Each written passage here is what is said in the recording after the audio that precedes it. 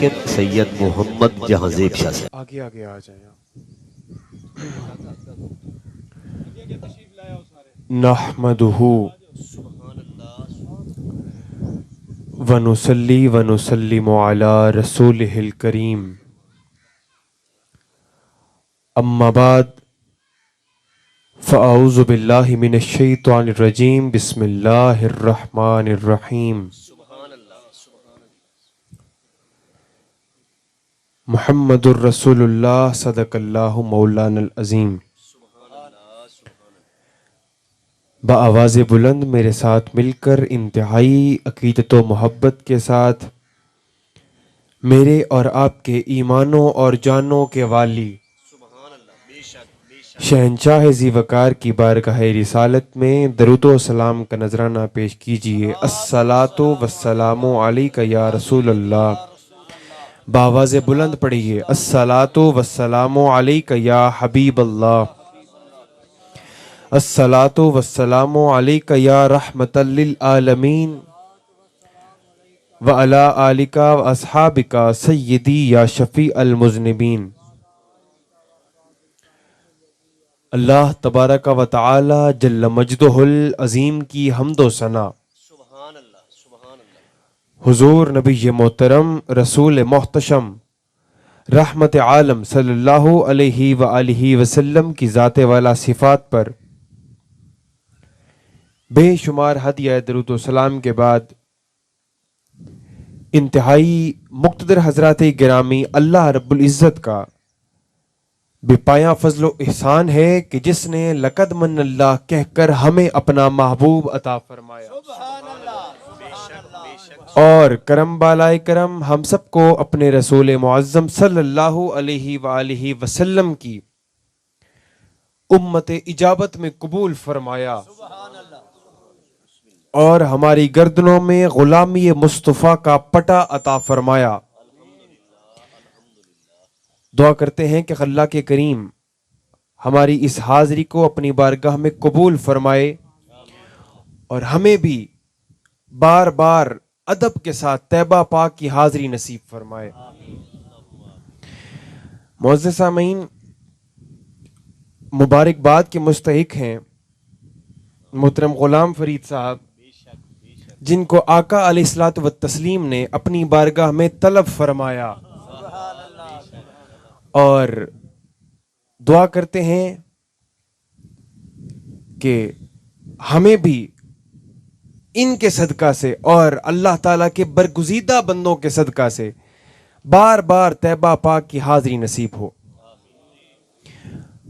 اب چونکہ مدینہ شریف کی باتیں ہو رہی ہیں تو آج سن لیجئے کہ سرکار کا مدینہ آباد کیسے ہوا، حضور کا مدینہ آباد کیسے ہوا۔ آقا علیہ الصلوۃ والتسلیم کی بعثت مبارکہ سے 1000 سال قبل، توجہ رکھیے گا، بعثت مصطفیٰ سے 1000 سال قبل کی یہ بات ہے۔ یمن کا ایک بادشاہ تھا جس کا نام تھا تبا اول حمیری۔ میرے ساتھ پڑھیے، تبا اول حمیری اس کا نام تھا، اور اتنا وہ پاورفل اور طاقتور بادشاہ تھا کہ اس کے لشکر میں 1,33,000 صرف گھوڑے ہوا کرتے تھے، اور 1,13,000 کم و بیش اس کے لشکر میں پیدل سپاہی ہوا کرتے۔ اتنا بڑا اس کا لشکر تھا، اور جس ملک کی جانب، جس ریاست کی جانب جس کو فتح کرنے کا وہ ارادہ کرتا، تو اب چونکہ اگلے لوگوں کو بھی پتہ ہوا کرتا تھا کہ بادشاہ بڑا طاقتور ہے، تو وہ کیا کرتے، بادشاہ پہ واپس حملہ کرنے کی بجائے اس کا استقبال کرنے اپنے شہر سے باہر آ جاتے۔ اپنے شہر سے وہ لوگ ہار اور پھول لے کر باہر آ جاتے، اور یہ ان 5 بادشاہوں میں سے ہے جنہوں نے پوری دنیا پر قبضہ کرنا چاہا۔ سکندر اعظم، کیسر و کسریٰ اور یہ تبا اول حمیری، 5 بادشاہوں میں سے جنہوں نے پوری دنیا پر قبضہ کرنا چاہا۔ اب اس نے ارادہ کیا کہ یہ یمن سے چلے گا اپنے سپاہی اور اپنے گھوڑے لے کر، اور چلتا چلتا پوری دنیا کو فتح کرے گا. توجہ رکھیے گا. اب یہ چل پڑا مکہ مکرمہ کی جانب. اور ہاں، ایک چیز اور بتاتا چلوں کہ احادیث مبارکہ کے جتنے بھی اتھینٹک راوی ہیں، مستند راوی ہیں، جنہوں نے احادیثیں لکھی ہیں، یہ تقریباً ان تمام کی کتابوں میں یہ حدیث مبارکہ اور روایت موجود ہے.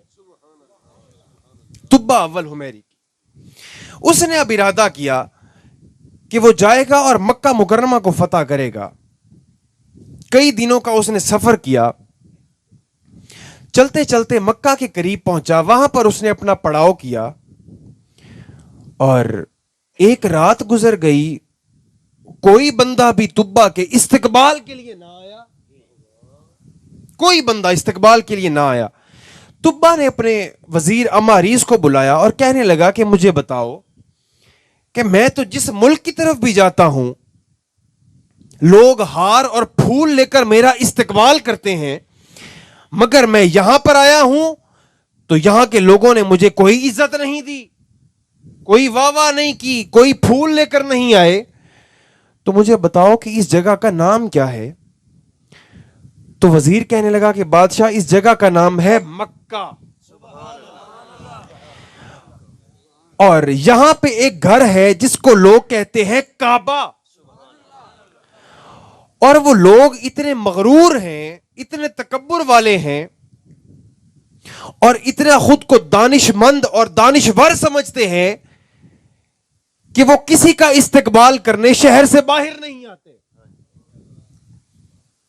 جس وجہ سے وہ تیرا بھی استقبال کرنے نہیں آئے. اس کو بڑا غصہ آیا. اس نے ارادہ کیا، اپنے بھی ذہن میں ہی سوچا تھا لیکن زبان پر نہیں لایا. اس نے سوچا کہ میں کیا کروں گا. معاذ اللہ اگلے ہی دن اس نے پلان بنایا کہ میں جا کر خانہ کعبہ کو شہید کر دوں گا.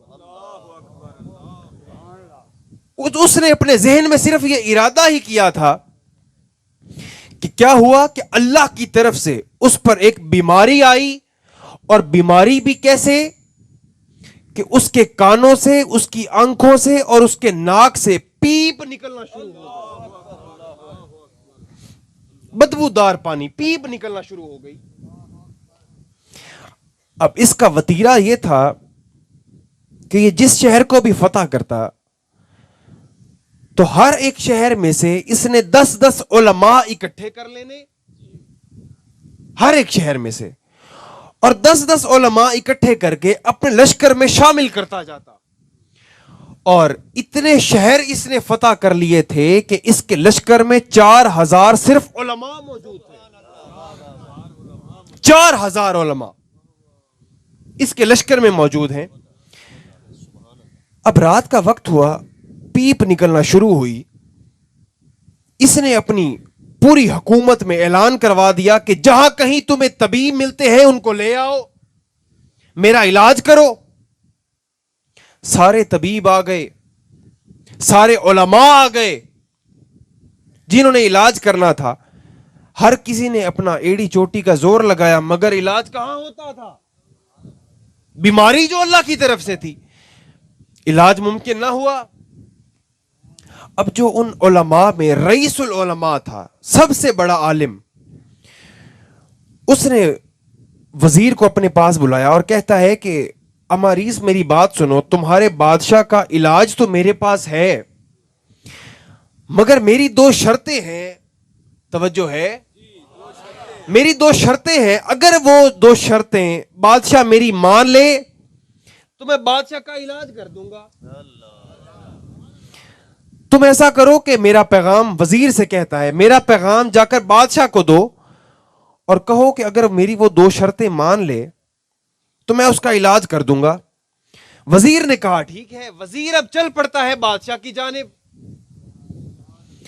بادشاہ کے پاس پہنچا اور کہتا ہے کہ جو رئیس العلماء ہیں وہ کہتے ہیں کہ ان کے پاس آپ کا علاج ہے، لیکن دو شرطیں ہیں. اگر بادشاہ آپ کو وہ تسلیم ہو, اگر آپ وہ دو شرائط مان لیں تو وہ آپ کا علاج کر سکتے ہیں. بادشاہ نے کہا ٹھیک ہے, مجھے منظور ہے, تم لے آؤ. اچھا, رئیس العلماء کو لایا گیا. ان 4000 علماء کے جو سب سے بڑے عالم تھے ان کو لایا گیا. انہوں نے کہا کہ بادشاہ میری دو شرائط یہ ہیں. پہلی شرط تو یہ ہے کہ جب میں تیرا علاج کر رہا ہوں گا تو اس خیمے میں تیرے اور میرے علاوہ کوئی تیسرا موجود نہیں ہوگا. پہلی شرط میری یہ ہے, اور دوسری شرط میں تب بتاؤں گا جب تو میری پہلی شرط مانے گا. اس نے کہا ٹھیک ہے. بادشاہ نے کہا ہاں میں مانتا ہوں, دوسری بتاؤ. وہ رئیس العلماء کہنے لگے کہ بادشاہ میں تجھ سے پوچھتا ہوں اور تو نے مجھے سچ جواب دینا ہے. میرا سوال تجھ سے دوسری شرط کے بارے میں یہ ہے کہ مجھے بتاؤ کہ تمہارے ذہن میں خانہ کعبہ کے متعلق تو غلط بات نہیں آئی؟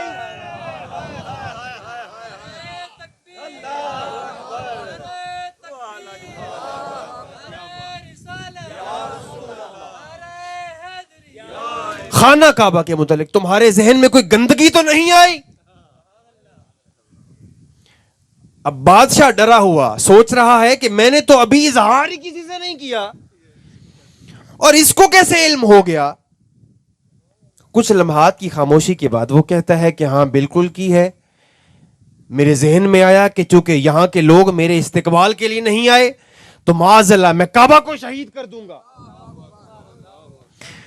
اس نے کہا کہ اب تمہیں نسخہ میں بتاتا ہوں اور علاج تمہارا اللہ کر دے گا. وہ رئیس العلماء کہنے لگے کہ بادشاہ تم ایسا کرو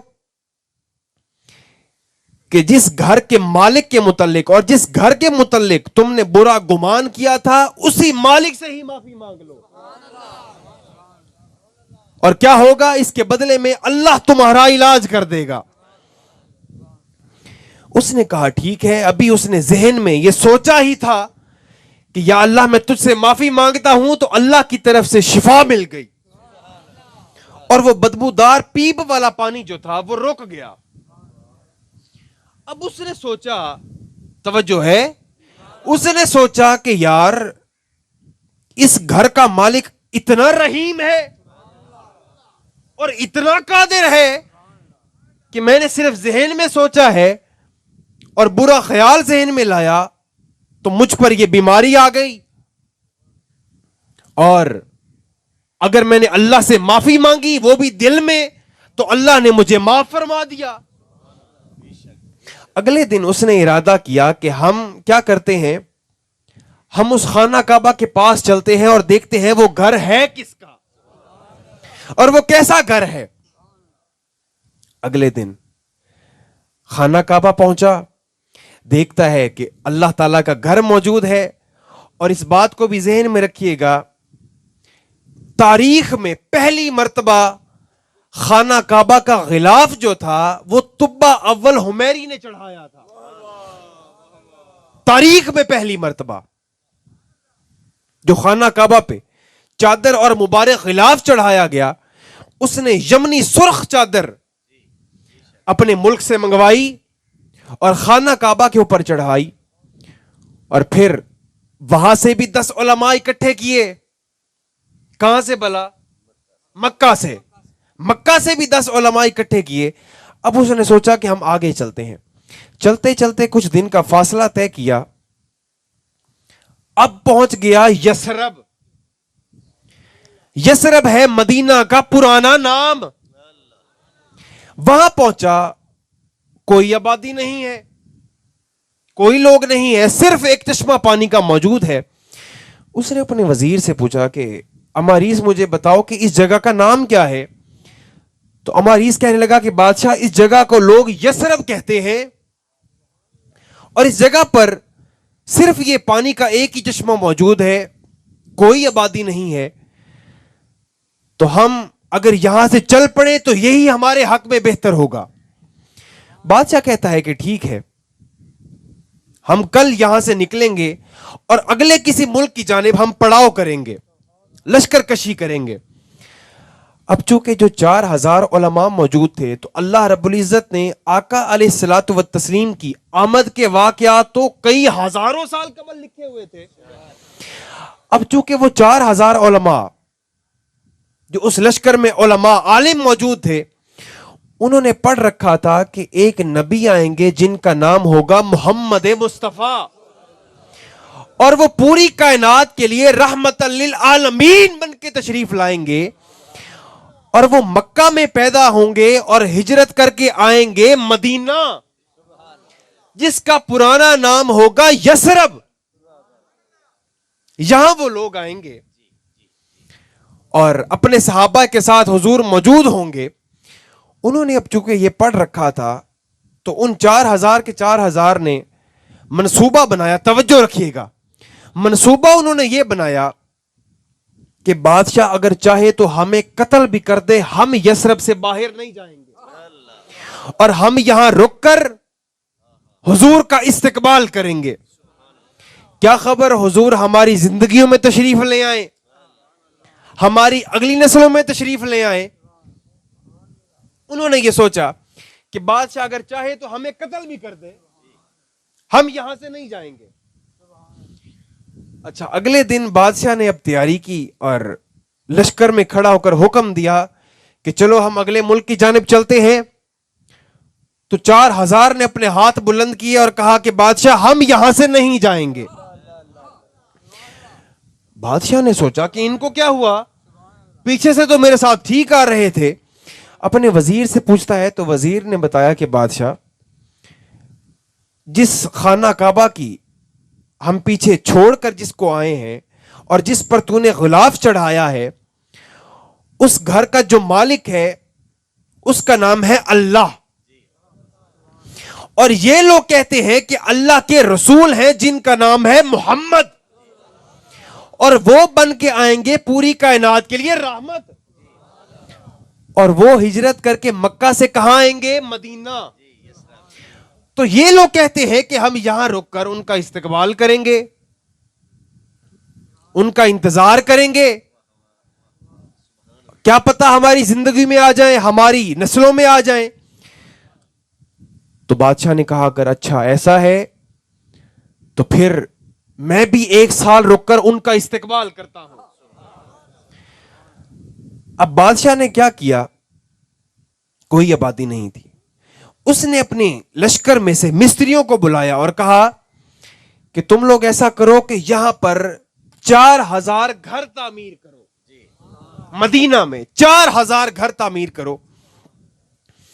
اور اپنے لشکر میں موجود 4000 جو بیویاں تھیں ان کی شادیاں اس نے کروا دیں بادشاہ نے 4000 علماء سے, اور ہر ایک جوڑے کو ایک ایک گھر دیتا گیا اور کہا کہ تم یہاں رک کر حضور کا استقبال کرنا اگر تمہاری زندگیوں میں تشریف لائیں, ورنہ کیا کرنا, ان کا انتظار کرنا.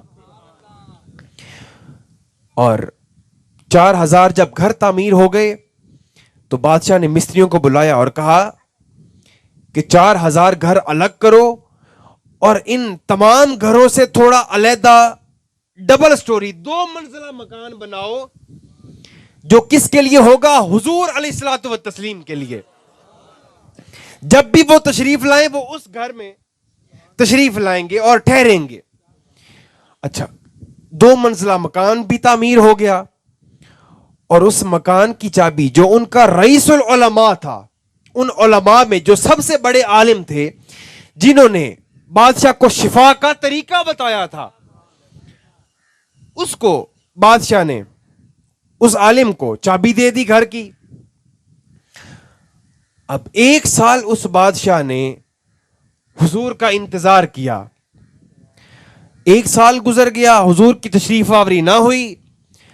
اس نے ایک خط لکھا اور خط وہ دے دیا رئیس العلماء کو, جس کو اس ڈبل سٹوری 2 منزلہ مکان کی چابیاں دی تھیں. اور اگر آپ کا ذوق اجازت دے تو خط بھی سنا دیتا ہوں آپ کو.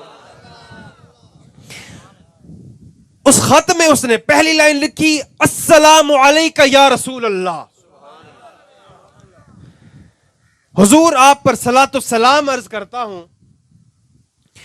پھر اس نے لکھا کہ حضور میں نے یہاں رک کر آپ کا انتظار کیا لیکن آپ کی تشریف آوری نہ ہوئی، تو میں ان 4000 کو اور اپنے لشکر کے تمام لوگوں کو گواہ بنا کر کہتا ہوں کہ میں اللہ پر ایمان لے آیا ہوں، اور میں ایمان لاتا ہوں اللہ کے تمام انبیاء پر، اور میں رسول مانتا ہوں حضور آپ کو، اور میں ایمان لاتا ہوں اللہ کے تمام ملائکہ پر۔ اور حضور یاد رکھ لیجئے گا اس غلام کو، یہ آپ کی آمد سے بھی قبل آپ کا پہلا امتی ہے۔ اور حضور میری آخری درخواست یہ ہے کہ اس غلام کو اور اس ناچیز کو قیامت کے دن جب آپ حوض کوثر پر موجود ہوں گے تو اس ناچیز کو بھول نہ جائیے گا، اس کو بھول نہ جائیے گا۔ اور پھر آخری لائن میں اس نے لکھا کہ میں یہ لکھتا ہوں آقا علیہ الصلوۃ والتسلیم کی جانب، حضور علیہ الصلوۃ والتسلیم کی جانب، من طبہ اول حمیری، طبہ کی جانب سے یہ خط میں لکھتا ہوں محمد رسول اللہ کو۔ وہاں سے وہ اب چل پڑا، 1000 سال بیت گئے، اور خط اس نے کہا کہ اگر تمہاری زندگی میں، رئیس العلماء سے کہا کہ اگر تمہاری زندگی میں حضور تشریف لے آئیں تو یہ خط امانت سمجھ کے میری ان کو دے دینا، لیکن اگر تمہاری زندگی میں تشریف نہیں لاتے تو تم کیا کرنا، اپنی نسلوں میں یہ خط چلاتے رہنا، اور چلاتے چلاتے جب بھی حضور تشریف لے آئیں یہ خط ان کو دے دینا۔ اب ذرا غور فرمائیے، 1000 سال بیت گئے، 1000 سال بیت گئے، اور اس رئیس العلماء کی 40 نسلیں آ گئیں، 40 نسلیں اس کی بیت گئیں، اور وہ خط ان 40 نسلوں میں ٹرانسفر ہوتا رہا، 40 نسلوں میں وہ خط چلتا رہا۔ قربان ہو جائیں، حضور مکہ میں پیدا ہو گئے، ظاہری طور پر تشریف لے آئے، اور اب وہ وقت تھا جب حضور نے ہجرت کرنی تھی مکہ سے مدینہ، مکہ سے مدینہ ہجرت کا وقت آ گیا، اور قربان ہو جائیں وہ خط جو رئیس العلماء کو دیا تھا طبہ اول حمیری نے، اب وہ خط اس کی نسلوں میں سے آخری نسل کا جو بندہ موجود ہے وہ کس کے پاس ہے؟ حضرت ابو ایوب انصاری کے پاس، ان کے پاس وہ خط موجود ہے، ان کے پاس اب وہ خط موجود ہے۔ اب وہاں کے جو لوگ تھے مدینہ کے، یثرب کے، انہوں نے سوچا کہ ہم حضور کے یثرب پہنچنے سے قبل یہاں سے ایک شخص روانہ کرتے ہیں، وہ خط لے کر، جو یہاں سے پہنچنے سے قبل حضور کو یہ خط دے دے گا۔ انہوں نے اب پلان بنایا، منصوبہ بنایا کہ یہاں پر کون شخص ہو جو حضور کی آمد سے، مدینہ منورہ آمد سے قبل یہ خط لے کر حضور کی خدمت میں پیش ہو جائے۔ توجہ ہے؟ اب انہوں نے وہ خط دیا کس کو؟ ابو لیلہ کو، ابو لیلہ کو وہ خط دیا گیا، اور ابو لیلہ بھی وہ ہیں جنہوں نے پہلے کبھی حضور کی زیارت نہیں کی، ان کو نہیں پتا محمد رسول اللہ کون ہے صلی اللہ علیہ وآلہ وسلم۔ ان کو وہ خط دے کر روانہ کیا گیا اور کہا گیا کہ مدینہ پہنچنے سے قبل حضور کی خدمت میں یہ خط پیش کر دینا۔ اب ابو لیلہ نے گھوڑا دوڑانا شروع کیا۔ حضور علیہ الصلوۃ والتسلیم مکہ سے نکل کر قریب ہی کسی جگہ پر پڑاؤ کیے ہوئے تھے، ٹھہرے ہوئے تھے اپنے صحابہ کرام کے ہمراہ۔ ابو بکر صدیق بھی موجود ہیں، حضور کے باقی صحابہ بھی موجود ہیں۔ ابو لیلہ پہنچتے ہیں اور پیچھے جا کر حضور کی مجلس لگی ہوئی ہے، پیچھے آخر میں جا کر بیٹھ گئے، اور اب سوچنے لگ گئے ابو لیلہ کہ سارے لوگ موجود ہیں، ان میں سب سے نورانی چہرہ تو ان کا ہے، لیکن مجھے سمجھ نہیں آ رہی کہ محمد کون ہے۔ سوچتے ہیں سوچ میں پڑے ہیں, مکتوب خط اپنے پاس ہے اور سوچ رہے ہیں کہ ان میں محمد کون ہے جن کو خط دینا ہے. آقا علیہ الصلوۃ والتسلیم نے اپنی مبارک مجلس ختم فرمائی اور صحابہ کو فرمایا کہ صحابہ سامنے سے ہٹو. صحابہ ہٹ گئے. سرکار نے اشارہ کیا, فرمایا انت ابو لیلا, فرمایا اوے تو ہی ابو لیلا ہے. عرض کی جی میں ہی ابو لیلا ہوں. سرکار نے فرمایا تبا کا خط تمہارے پاس ہے.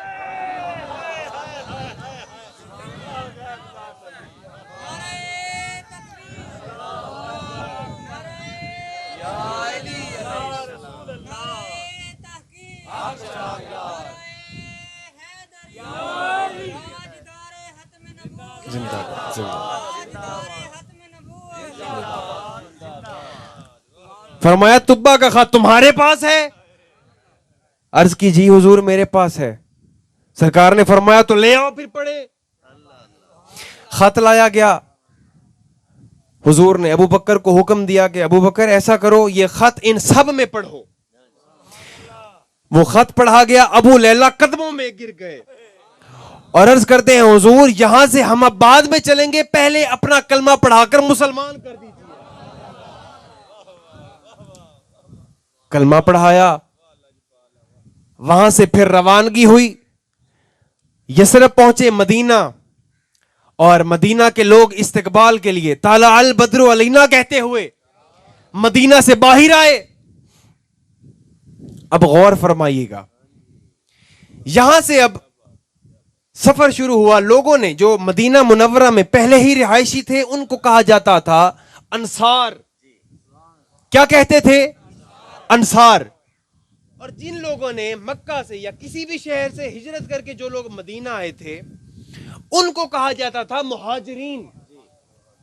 ان کو مہاجر کہا جاتا تھا. اب حضور کو انوائٹ کرنے کے لیے, دعوت دینے کے لیے ہر صحابی وہاں موجود ہے جن کی خواہش ہے کہ حضور ان کے گھر میں قیام فرمائے. تو حضور نے حکم دیا کہ صحابہ اللہ نے میری اس اونٹنی کو بتا دیا ہے کہ جہاں پر میں نے رکنا ہے اس اونٹنی کو میں کھلا چھوڑ دوں گا, جہاں پر یہ اونٹنی بیٹھ جائے گی میں وہیں قیام کروں گا اور قربان ہو جائیں. اونٹنی کو کھلا چھوڑ دیا گیا. اب اونٹنی پورے مدینہ کا چکر لگا رہی ہے اور آخر کار کس کے گھر کے سامنے اونٹنی جا کر رکی؟ ابو ایوب انصاری کے گھر. اور یہ گھر وہ گھر تھا جو تبا نے 1000 سال قبر حضور کے لیے بنوایا تھا. اس گھر کے سامنے وہ اونٹنی رکی تو سرکار نے فرمایا کہ یہ اللہ کی تدبیر تھی. اور آج کے اس دور میں میرے بھائیوں لوگ کہتے ہیں معاذ اللہ نبی ہمارے جیسے اور ہم نبی جیسے. تم ہوتے کون ہو یہ کہنے والے؟ تمہاری حیثیت کیا ہے؟ وہ محبوب جن کے پیکر ناظری کا ذکر قرآن میں کر دیا گیا. پروردگار عالم کبھی والضحیٰ فرما کر چہرہ مصطفیٰ کا ذکر کرے, کبھی واللیل فرما کر زلف مصطفیٰ کی نعت پڑھے, کبھی علم نشرح لک صدرک کہہ کر سینہ مصطفیٰ کی عظمت بیان کرے. اور عبداللہ ابن مبارک ان کا دعویٰ تو آج بھی کتابوں کی اور آج کی زینت ہے. آپ فرماتے ہیں قرآن کی کوئی سی بھی آیت پڑھنا یہ تمہارا کام ہے, اس میں نعت مصطفیٰ نہ دکھاؤں تو مجھے محمد کا غلام نہ کہنا. عبداللہ ابن رواحہ حضور کے چہرہ پاک کے متعلق فرماتے ہیں کہ اگر حضور ہمیں کوئی معجزہ نہ دکھاتے, یعنی چاند توڑ کر نہ دکھاتے, سورج موڑ کر نہ دکھاتے, درختوں کو اپنی بارگاہ میں بلا کر نہ دکھاتے, تو ہم نے کوئی معجزہ دے کے بغیر ہی اسلام قبول کر لینا تھا. لوگوں نے اس کی وجہ پوچھی تو فرمایا کہ اللہ کو ایک ماننے کے لیے ہمیں ہمارے محمد کا چہرہ ہی کافی تھا, کیونکہ چہرہ مصطفیٰ کو دیکھ کر لوگ سمجھ آتے کہ یہ چہرہ بھلا کسی جھوٹے کا کیسے ہو سکتا ہے. اور ہماری غلامی کی نسبت خواجہ معین الدین چشتی اجمیری رحمت اللہ علیہ کی ذات مبارکہ سے ہے کہ جن کے صرف چہرے میں اللہ نے اتنا حسن رکھا تھا کہ 90 لاکھ ہندوؤں نے خواجہ صاحب کا صرف چہرہ دیکھ کر حضور کا کلمہ شریف پڑھ لیا تھا. تو پھر آخر میں یہ میں کیوں نہ کہوں کہ کاش تیرے ہوتے جنم لیا ہوتا, تیرے ہوتے جنم لیا ہوتا, پھر کبھی تو تجھے ملا ہوتا. ذرہ ہوتا میں تیری راہوں کا, ذرہ ہوتا میں تیری راہوں کا, تیرے قدموں کو چومتا ہوتا. اور لڑتا پھرتا میں تیرے آدا سے, آدا کہتے ہیں دشمن کو, لڑتا پھرتا میں تیرے آدا سے, تیری خاطر میں مر گیا ہوتا. اور ہوتا طاہر تیرے فقیروں میں, ہوتا طاہر تیرے فقیروں میں, تیری دہلیز پہ کھڑا ہوتا. دعا کرتے ہیں کہ اللہ کے کریم ہمیں ایسی کامیاب زندگی گزارنے کی توفیق عطا فرمائے کہ جس سے خدا بھی راضی ہو جائے اور مصطفیٰ بھی راضی ہو جائیں. وآخر دعوانا ان الحمد للہ رب العالمین.